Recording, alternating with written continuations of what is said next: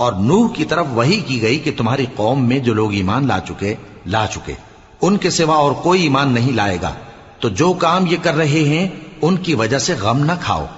और एक कश्ती हमारे हुक्म से हमारे सामने बनाओ, और जो लोग जालिम हैं उनके बारे में मुझसे कुछ न कहना, क्योंकि वो जरूर गर्क कर दिए जाएंगे। और नूह ने कश्ती बनाना शुरू कर दी, और जब उनकी कौम के सरदार उनके पास से गुजरते तो उनसे तमस्खुर करते।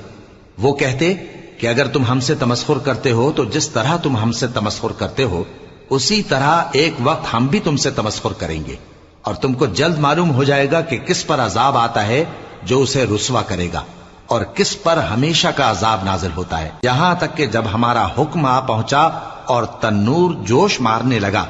तो हमने नूह को हुक्म दिया कि हर किस्म के पालतू जानवरों में से जोड़ा जोड़ा यानी एक एक नर और एक एक मादा ले लो, और जिस शख्स की निस्बत हुक्म हो चुका है